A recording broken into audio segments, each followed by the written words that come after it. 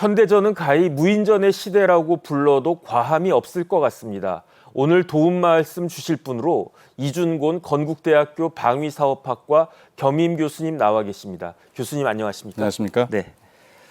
지금 이스라엘이 여러 나라랑 상대로 다자 전쟁을 벌이고 있습니다. 그런데 이스라엘군은 거의 사상자가 나오고 있지 않은 것 같아요. 참 대단하다 그런 생각이 들었는데 그런데 지난 13일 이스라엘 군이 사상자가 60명이 넘는 사상자가 발생을 했단 말이에요. 그래서 미사일 공격에도 이 아이언돔 같은 것으로 끄떡이 없었는데 그런데 무인기에 의해서 이렇게 피해가 발생을 했는데 어떻게 이런 일이 발생하는 겁니까? 그동안 이제 아이언돔이 막강한 어떤 방어력을 보여주고 있었는데 이번 공격은 자폭 드론에 의한 공격입니다. 네네. 이제 레바논 이제 무장단체 이제 헤즈볼라죠. 이제 자폭 드론을 이제 보내서 어떻게 보면은 아이언돔의 취약점을 뚫었다고 볼 수 있고요. 네네. 이제 다행히 이제 3기를 보냈는데 2기는 이제 요격이 됐고 한 기는 이제 끝까지 이제 공격이 들어가서 지금 이제 이스라엘 이제 북부 군사 기지를 이제 타격을 했다. 그래서 4명의 병사가 죽고 61명이 다쳤다고 지금 보도가 나왔습니다. 지금 이런 부분들이 이제 이스라엘 측에서도 이제 원인 분석을 하고 있고요. 네네. 또 엊그제 이제 보도 나온다시피 이제 네타냐후 총리 암살 시도 역시 자폭 드론으로 이루어졌다고 해서 이스라엘 측에서도 지금 이런 그 방어 대책에 대해서 지금 진지하게 고민을 하고 또 면밀한 검토를 하고 있는 걸로 알고 있습니다. 그 아이언돔 하면 막강하기로 유명하고 그다음에 조금 전에 영상에서 봤지만 저걸 보고 저게 영화냐 만화냐 그런 생각까지 했는데 그런데 무인기에 의해서 아이언돔이 뚫렸다라고 하는 게 얼마나 대단한 건지 알려면 오히려 역설적으로 아이언돔이 구체적으로 얼마나 대단한 것인지 그것부터 좀 설명을 듣는 게 좋을 것 같습니다. 네, 아이언돔이 이름이 일단 멋있죠. 그렇죠. 아이언맨도 아이언맨 나고. 같은. 네, 이스라엘 우리나라도 있지만 이스라엘도 마찬가지 다층 이제 방공 시스템 네네. 중에 하나입니다. 그 중에서 아이언돔은 이제 최대 70km 정도의 거리에서 날아오는 어떤 단거리 로켓포, 포탄, 박격포 등을 이제 요격하는 시스템인데요. 레이더가 있고요. 네네. 그다음에 이제 통제 체계가 있고 미사일로 구성되어 있습니다. 그래서 레이더로 물체를 잡고 추적을 해서 네네. 가장 큰 피해가 줄 수 있는 물체를 끝까지 추적을 해서 계산을 한 다음에 요격을 하는 이런 시스템입니다. 네네. 그래서 어떻게 보면은 지금 드론이 잠깐 얘기 나왔지만 웬만한 미사일이나 뭐 무인 비행체들에서는 이제 아주 막강한 방어력을 보이고 있고요. 네네. 그 외에 이제 좀 더 300km까지는 이제 아이언돔 외에 데이비드 슬링이라는 시스템도 있고요. 네네. 에로우 2, 3까지 가면 이제 2,000km까지 커버할 수 있는 다층 방공 체계를 갖추고 있습니다. 그렇게 대단한 아이언돔인데 그런데 어떻게 드론이라고 하는 건 굉장히 무인기 중에서도 조금 뭐 간단한 그런 느낌이 드는데 네. 어떻게 드론에 의해서 그런 아이언돔이 뚫렸을까요? 지금 이 드론이 전 세계적으로도 이슈인데요. 네네. 어떻게 보면 미사일을 요격하거나 멀리서 날아오는 물체는 식별하기가 좀 더 용이한데 드론은 일단 작고 가볍고 저고도에서 운행을 하기 때문에 이런 아이언돔 같은 체계에서도 상당히 지금 이제 추적하기가 어려운 부분들이 있습니다. 네네. 이게 지금 뭐 우리나라도 마찬가지고 이제 해외 여러 곳에도 문제가 있는데 특히 이제 드론은 아까 말씀드린 대로 저고도에서 비행을 하는 거 외에는 또 이제 그 재질 자체가 뭐 플라스틱 재질도 있고 네네. 그렇기 때문에 레이더의 어떤 열의 탐지에 안 잡히는 경우도 있고요. 심지어 이번 우크라이나 전쟁에서 볼 때 골판지 드론 같은 것도 막 나온단 말이죠. 그러다 보니까 이런 드론들을 잡기에는 어떻게 보면 아이언돔이 안 맞을 수가 있는 거죠. 네네. 그렇기 때문에 이제 지금 이런 드론 탐지를 위해서 별도의 지금 대응책을 각 나라에서도 강구하고 있습니다. 그러니까 뭐 골판지, 플라스틱 같은 저렴한 소재가 오히려 아이언돔을 뚫을 수 있는 있죠. 네. 그런 역설적인 현상이 벌어진 것이다 이렇게 볼 수 맞습니다. 있을 것 같은데 네. 그런데 얼마 전에 하마스 수장 야히야 신와르가 사살됐잖아요. 그렇죠. 이 야히야 신와르가 8월 6일에 수장이 된 다음에 불과 2달 만에 이렇게 사살이 된 건데 이 신와르를 찾아낸 것도 드론이었단 말이에요. 그렇습니다. 어떻게 드론이 이렇게 잘 찾아낼 수 있는 거죠?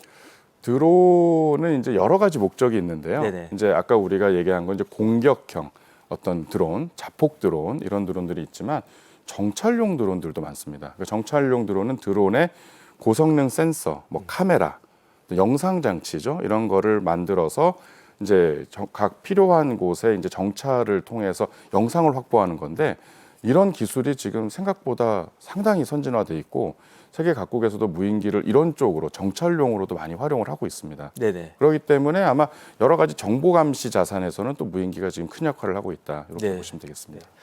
그런데 뭐 드론 하니까 뭐 그런가 보다 하는데 구체적으로 이게 무슨 뜻이었지? 제가 영어 사전 찾아봤거든요. 네네. 드론이 원래 뜻은 웅웅거리는 소리, 그다음 뭐 곤충 그렇죠. 이런 걸 의미하는 거였는데 이런 그 드론이 어떻게 무인기 같은 그러한 그 개념으로 됐는지, 그다음 구체적으로 드론하고 무인기는 어떤 차이가 있는 겁니까? 말씀하신 대로 이제 아직까지는 드론의 사람들의 인식이 작고 어떤 뭐 레저 같은 이렇게 이미지로도 있는데 지금의 시대에서 볼 때는 드론과 무인기는 거의 같은 개념으로 보시면 같은 되고요. 개념이다. 네네. 무인기는 과거에 어떻게 좀 정확히 말하면 무인 항공 시스템이라는 용어가 맞습니다. 네네. 왜냐하면 무인 항공 시스템은 비행기가 있고요, 네. 기체가 있고, 그다음에 그 기체를 밑에서 통제하는 통제 체계. 그래서 요걸 합쳐서 이제 무인 항공 시스템이라고 하는데 그걸 UAS라고 해요. UAS라고 네네. 합니다. 네. 근데 이제 드론은 과거에 어떻게 보면 그냥 레저, 네. 젊은 친구들이나 뭐 사람들이 취미 생활로 하던 드론이 이제 점차 시대가 바뀌면서 최신 기술들이 거기에 접목이 되고 군사용으로 접목이 되고 또 큰 드론들이 나오고, 그래서 이제는 드론과 무인기는 거의 동일한 개념으로 이해하시면 될 것 같고요. 네네. 그다음에 문제는 이제 어떤 그 무인기가 고도에 따라서 어떤 전술과 전략으로 나누고 높이와 무게에 따라서 나누지 드론과 이제 무인기는 같은 개념이다라고 개념이다. 이해하시면 되겠습니다. 네. 네. 그런데 이제는 무인기가 이 드론이든 무인기든 현대전, 특히 뭐 우크라이나 전쟁도 있고 이스라엘 전쟁도 있고 그랬는데 이걸 보니까 현대전의 핵심으로 자리 잡은 것 같아요. 이제는 아마 현대전에서 무인기를 빼놓고는 이제 얘기할 수가 없을 정도로 무인기를 기본으로 해서 전략과 전술이 이루어지고 있습니다. 네네. 여러분들 혹시 생각나시겠지만 2011년도에 그때 빈라덴 사살 사건이 있었어요. 그렇죠. 기억나죠. 그때 기억나시죠? 네네. 그 오바마 대통령이 이제 뒤에 앉아 있으면서 가운데 장군이 있었어요. 장군이 있었고 네네. 우리는 그걸 보면서 야, 오바마 대통령의 리더십이 좋다라고 네네. 했지만 여기에 숨겨진 이야기는 아. 그 무인 정찰기 네네. 센티넬이란 미국의 무인 정찰기입니다. 네네. 무인 정찰기가 실시간으로 그 정보와 영상을 백악관으로 보내고 있었다는 거예요. 그거는 우리가 볼 때는 굉장히 놀라운 기술이었죠. 네네. 그래서 그때 이제 모든 어떤 무인 정찰기 시대가 어떻게 보면 열렸고 지금 장기화되고 있는 우크라이나 러시아 전쟁에서 보실 때 거의 전 세계 무인기들이 다 여기 와서 경쟁을 하고 있는 듯한 느낌이 들어요. 네. 러시아 같은 경우는 이란제 지금 자폭 무인기를 많이 활용하고 있고요. 네. 우크라이나도 지금 뭐 미국산 그 무인기들, 특히 이제 자폭 무인기 배회탄이라고도 합니다. 네. 그래서 어떤 특정 구역 안에서 무인기가 계속 돌면서 시나리오를 갖고 돌면서 어느 일정 시간에 맞춰서 목표물을 타격하는 그런 다양한 무인기들이 있고요. 그 외에 뭐 터키, 네덜란드, 뭐 중국산뿐만 아니라 뭐 노르웨이 너무 많은 국가들의 무인기들이 지금 전장에 투입이 되고 있고 심지어 FPV라고 뭐 1인칭 시점이라고도 요즘 하는데 네네. 고글을 쓰고 내가 저 멀리 안 보이는 곳까지 통제를 할 수 있는 무인기까지, 그리고 아까 얘기 드린 골판지 무인기까지 네네. 지금 뭐 너무나 다양한 무인기들이 실전에 투입되고 있다 이렇게 이해하시면 되겠습니다. 그러면 전쟁이 앞으로 더 무서워질 것 같다는 그런 생각이 듭니다. 네, 맞습니다. 네, 네네. 무섭고 다양한 어떻게 어느 전술이 나타날지 모른다는 이게 네네. 더 무서운 거죠. 네. 그런데 지난 5일에 그 도네츠크, 이게 우크라이나 아니겠습니까? 네. 도네츠크에서 비행체가 추락했잖아요. 네. 그런데 그 비행체가 왜 추락했는가 봤더니 러시아 전투기에서 미사일을 쏴서 그 비행체를 추락시켰는데 그렇습니다. 그게 전 세계적으로 굉장히 큰 화제였다고 그래요? 어떤 일이 있었던 겁니까? 이게 지금 우리가 지금 얘기하는 어떤 그런 큰 대형 무인기의 지금 일종인데요. 이게 지금 비밀병기로 알려져 있는 네네. 러시아의 S-70이라는 무인기입니다. 아호티니크 B라고 알려져 있는데요. 네. 러시아에서도 해외에서도 아마 이 부분에 대해서는 지금 많은 정보가 공개가 안 돼 있었어요. 2019년도에 일단 초도 비행을 해서 무장 시험까지 했다고는 알고 있는데 날개 폭이 거의 20m가 되고요. 네네. 무게도 20톤이 되고요. 그다음에 항속 거리가 최장 6,000km까지 된다고 합니다. 그래서 네. 굉장히 큰 대형 전술 스텔스 무인기입니다. 네네. 앞으로의 이제 전장은 이제 또 말씀을 드리겠지만 스텔스 무인 전투기의 이제 시대라고 볼 수 있는데요.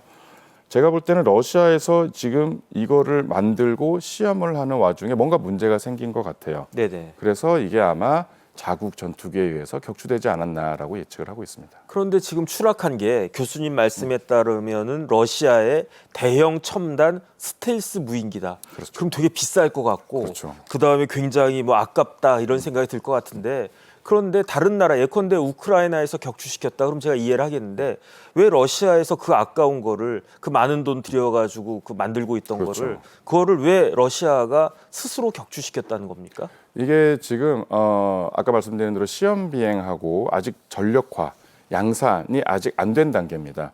제가 볼 때는 지금 시험 비행 과정에 어떤 문제가 생겼고, 근데 그 일부 잔해들이 넘어가면서 지금 혹시나 모를 기술 유출에 대한 방지가 있을 네네. 거고요. 아, 지금 이 기체를 뭐 만약에 진짜 분해를 해서 뭐 상대편이 알게 되면은 그에 대한 역설계 가능성도 있을 거고요.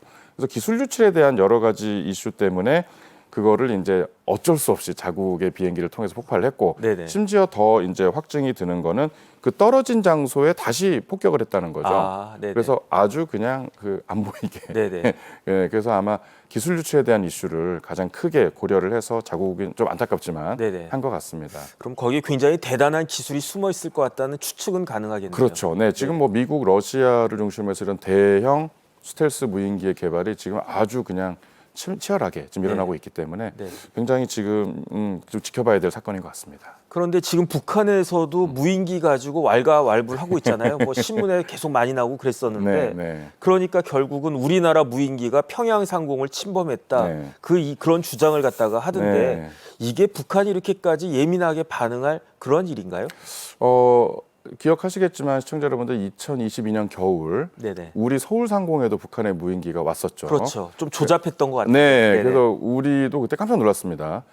그래서 우리가 이제 그거에 대응하기 위해서 많은 이제 부대 개편도 있었고 어떤 기술 향상과 여러 가지 이제 시도들을 계속 지금도 하고 있는데, 근본 사건은 이번 이제 국정감사에서도 여러 번 언급이 됐었는데, 네네.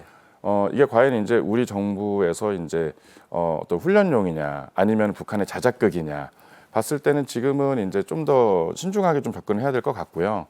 또 다양한 예측과 지금 해석들이 있는데, 북한에서는 일단 요 비행기가 이제 우리 드론 작전 사령부에서 운영하는 원거리 정찰 무인기다라고 이제 주장을 하고 있는데 사진까지 공개를 했죠. 네네.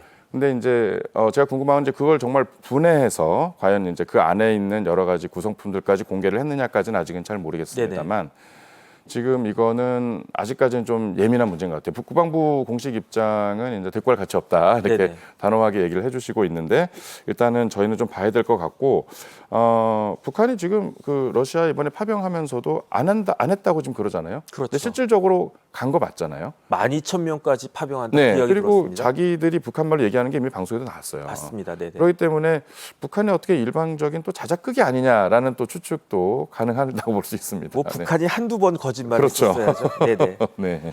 그런데 어쨌든 지금 교수님 말씀 쭉 들어보니까 현대전의 핵심은 무인기를 빼놓고 이야기할 수 없다. 맞습니다. 그러면 각국에서 무인기 개발하는데 아주 그냥 치열하게 경쟁을 할 것 같은데, 그렇습니다. 네. 그러니까 보안도 심할 것 같고 네. 그다음에 심지어 아주 시제품 폭발 정도로 그 세계 각국의 개발 경쟁은 어떻습니까? 일단 이제 전술의 개념을 먼저 좀 봐야 되는데요. 네네. 이제 무인기 개발이 한 축이 있고요. 그다음에 무인기가 개발돼서 무인기와 유인기의 또 협업이 또 있습니다. 협업이요. 네. 그다음에 장기적으로 볼 때는 무인기와 무인기의 협업이 있을 수 있어요. 아. 그래서 요 전술 전략의 틀 안에서 지금 전 세계에서 무인기에 대한 아주 치열한 경쟁을 하고 있는데, 이제 과거에 여러분들 생각하시면 이제 군사 강국하면 이제 뭐 미국, 중국, 러시아, 뭐 일부 유럽 국가들이 그런 무인기만 개발한다라고 이해했지만, 지금 무인기는 전 세계 누구나 다 개발할 수 있는 네네. 어떤 그런 제품류가 돼버린 거예요. 네네. 그렇기 때문에 각국에서는 우리의 작전 환경, 전략 환경에 맞는 무인기를 지금 개발을 하고 있고, 네네. 가장 크게 지금 중점으로 두고 있는 게 장기적으로 볼 때는 뭐 병력 감소 문제도 있지만 그렇죠. 전 세계가 똑같습니다. 네네. 그렇기 때문에 유인기를 줄이고 무인기를 올리고, 유인기와 무인기를 뭐 4대1 예를 들어서 이렇게 이제 협업을 통해서 거기에 스텔스 기능을 입혀서 전략 전술을 강화하고 있는 거죠. 미국이 그래서 지금 계속 지금도 시험을 하고 있고요. 일명 이제 CCA라는 이제 어떤 개념을 도입했는데요. 이제 컬래버티브 이제 컴뱃 에어크래프트, 합동 어떤 무인 전투기 네네. 뭐 이런 개념을 도입해서 그걸 CCA라고 네, 하군요. CCA라고 네네. 하고 있습니다. 그래서 이제 협업을 어떻게 할 거냐, 이 기준을 어떻게 전략적으로 갖고 갈 거냐. 그래서 우리나라도 지금 요 개념으로 많은 연구들이 진행 중입니다. 그 교수님 말씀 들으니까 앞으로 우리나라 공군 사관학교에서도 기존의 파일럿들보다도 아니면 그 파일럿만큼 무인기 조종사들을 많이 그렇죠. 배출해야 되고 네. 또 교육해야 되고 그렇습니다. 그럴 것 같은데 네. 그렇다라고 하면은 우리나라 무인기 개발 수준은 어떻고 그 다음에 경쟁력은 어느 정도 되는지. 우리나라가 무인기 개발한 지는 30년이 넘었고요. 어, 생각보다 예, 무인기를 오래전부터 해왔습니다. 네네. 그리고 그 잘 알려지진 않았어요, 솔직히요. 잘 알려지진 않았는데 나름의 우리나라가 무인기 기술을 꾸준히 갖추고 있었다라고 네네. 이해하시면 되는데요. 처음 이제 우리가 무인기가 이제 좀 세상 밖으로 좀 군사용으로 나온 게 이제 네. 송골매라는 이름의 무인기가 있습니다. 송골맨 저 밴드가 생각나는. 그렇죠. 그 송골매인데 네네. 이제 군단급 무인기가 이제 개발이 됐었죠. 네네. 지금 우리 육군에서 쓰는 무인기는 다 국내에서 개발한 무인기라 보시면 됩니다. 그래서 네네. 군단급 이제 시청자분들이 좀 약간 좀 익지 않은 용어일 수도 있겠죠. 군단급의 제대에서는 그 송골매 같은 네네. 군단급 무인기가 있고요. 네네. 그다음에 사단급, 사단급. 네, 사단급 무인기도 우리 손으로 개발하고 있고 네네. 대대급도 개발합니다. 네. 대대급은 손으로 던지는 정도의 무인기예요. 군단급과 사단급은 어떤 이렇게 발사대나 활주로를 이용해서 개발을 하고 있고 선진국 대비 지금 거의 한 80% 이상, 90% 가까이 지금 이제 기술력을 갖춰 있고요. 네, 공군도 마찬가지 이제 중고도 무인기라고 아주 큰 무인기를 이제 국내에서 개발해서 지금 양산에 들어갔습니다. 그리고 해군도 마찬가지 지금 작년 말에 착수한 무인기인데 이 서북 도서, 그러니까 이제 황해도나 이쪽 서북 도서에 있는 어떤 정찰 감시를 위해서 무인기 사업이 또 착수가 됐고요. 네네. 다만 이제 우리나라가 무인기 기술이 뭐 선진국과 대동소이에서 100%까지는 아니기 때문에 일부 필요한 무인기들은 해외에서 구매도 합니다. 네네. 그래서 지금 공군에서 운영하는 이제 글로벌 호크라는 아주 고고도급의 네네. 무인기 40km 이상의 고고도급의 무인기는 이제 미국에서 FMS로 도입을 하고 이번에 이제 얼마 전에 이제 그 우리 카덱스라는 방산무기 전시회에서 전시회 있었죠. 네, 네네. 거기서 이제 우리 정부에서 폴란드 자폭 드론도 구매를 했고요. 네네. 그래서 이런 일부 부분에 대해서는 이제 아직 해외 구매를 하고 있지만 전반적인 무인기 시장에서는 우리가 이제 나름의 기술력을 갖춰 있고 그러나 좀 더 이제 개발과 노력이 필요하다라고 네. 말씀드릴 수 있겠습니다. 그러니까 육군, 해군, 공군이 각각 자체적으로 다 있습니다. 무인기들을 개발하고 있다. 그럼요. 네, 네. 그러면은 이제 무인기 기술은 지금 어느 정도 수준까지 올라가 있습니까? 지금 일단은 이제 여러분들 이렇게 무인기라고 하면 이제 군사 외에도 네네. 다양한 산업에서 쓰잖아요. 네. 지금 뭐 건설 뭐 그 외에는 뭐 우리 방송에도 지금 많이 쓰잖아요. 어떻게 보면요. 드론 그다음에 어떤 그러네요. 측정 생각해보니까. 그렇죠? 네네. 우리가 생각보다 무인기가 우리 주변에 너무 많이 있어요. 네네. 근데 이제 오늘 이제 군사적인 측면에서만 얘기를 드리면 이제 아까 우리 잠시 얘기 드린 CCA 같은 개념들에 거기에 뭐가 들어가냐면 AI 같은 인공지능이 들어갑니다. 그렇게 되면은 이제 조종사가 옛날에 통제하고 판단했던 내용들이 AI를 통해서 다 자동적으로 다 거기에 인식이 되는 거예요. 그렇기 때문에 조종사나 어떤 전략적인 폭이 넓어질 수 있겠죠. 네네. 그런 부분들이 있을 거고 거기에 고성능 카메라, 그렇죠. 그다음에 여러 가지 정찰 감시 자산들을 장착을 해서 좀 더 멀리 자세히 정확히 네. 볼 수 있는 이제 시대로 전환되고 있고요. 또 이제 장거리 비행을 해야 되잖아요. 그렇다면 이제 뭐 배터리에 대한 이슈도 있을 거고요. 채공 시간을 어떻게 길게 갖고 갈 거냐 이런 얘기도 있을 거고. 그다음에 어떻게 여러 대가 협동할 수 있는 군집 비행을 할 거냐. 이런 부분들의 이제 기술이 앞으로 계속 개발이 되고 있습니다. 지금 뭐 민간에서는 또 시청자 여러분 아시겠지만 이제 UAM 요즘 또 많이 나오잖아요. 네네. 뭐 이제 도심 뭐 항공, 교통 뭐 이렇게 얘기도 하는데 진짜 그게 가능한 일인가요? 저도 이제 좀 이제 지켜봐야 되겠지만 지금 정부에서 야심차게 준비하고 있고요. 네네. 많은 기업들이 지금 투자를 하고 있습니다. 그러니까 쉽게 설명드리면 이제 우리가 이제 지방에서 김포공항에 내려요. 이제 집이 이제 경기도 뭐 수원, 뭐 용인 뭐 이쪽이에요. 네네. 그러면 이제 지금처럼 뭐 지하철을 탈 거냐, 버스를 탈 거냐인데 오늘 UAM을 타고 갈 수도 있는 거예요. 그런 시대가 이제 한 2030년쯤 되면 오지 않느냐라고 하는데 이제 완전 무인화되는 거는 되려면 제가 볼 때는 40년쯤 돼야 되지 않을까 네. 싶습니다. 그래서 무인의 기술들은 정말 다양하게 네. 예, 이루어지고 발전되고 있습니다. 네. 저같이 좀 무게가 나가는 사람도 그거 뜰 수 있을까 아유, 걱정되는데 저도 어쨌든 좋은 날이 올 네. 것 같다는 생각이 네, 들고요. 그다음에 제 맞습니다. 기억나는 게 네네. 제가 옛날에 어떤 군단장 공관을 방문했었거든요. 네네네. 제가 저희 군대에 있고 그랬을 때는 어렸을 때는 저희가 군에 갔을 때는 군단장님 정도 되면은 그 경계를 소대병력이 했었단 말이에요. 그렇죠. 네. 근데 지금은 없어요, 병력이. 없죠. 그래서 이게 어떻게 된 일입니까? 그랬더니 드론 띄워가지고 그렇죠. 감시하고 경계하고 그다음에 이제 군단장 보호하고 그런다라고 했던 기억이 나는데 네네네. 그 기술이 정말로 아주 뭐 급속하게 발전하는 것 같습니다. 그렇습니다. 네. 그러면 교수님 마지막으로 네. 앞으로 미래의 무인기 시대가 어떻게 전망이 됩니까? 그다음에 지금 그 K방산이 굉장히 핫하잖아요. 네. 많은 우리나라 무기들이 해외로 아주 그냥 그럼요. 호평으로 받고 네. 이제 그 많이 이제 수출되고 그러는데 그러면 이 무인기 관련해서도 K방산이 굉장히 큰 역할을 할 것 같은데 그렇죠. 전망을 좀 해주세요. 일단은 뭐 여러분들이 많은 응원을 해주신 덕분에 이제 K방산을 아주 성공적으로 네네. 잘 순풍이 타고 있습니다. 근데 저희가 이제 여기서 이제 방심하면 안 되고 새로운 기술, 새로운 제품군을 계속 만들어야 되는 건 맞는데요. 무인기는 앞으로 이제 어떤 기체, 그다음에 아까 말씀드린 뭐 유무인 복합 체계 외에는 그 기술이 되게 중요합니다. 기체를 만드는 것보다 중요하지만 그 안에 들어가 있는 센서에 대한 서브 시스템에 대한 네네. 기술, 엔진, 네. 예, 모든 어떻게 보면은 비행기의 총 종합 예술이라고 볼 수 있어요. 네. 여기에 어떻게 보면은 우리의 인공지능과 같은 AI의 여러 가지의 신기술들이 탑재가 돼서 우리가 이런 쪽에는 조금 더 다른 나라보다 앞설 수 있지 않을까 네. 생각이 듭니다. 다만 이제 민간 쪽에서는 이제 안전과 규제가 조금 더 강화돼야 될 것 같고요.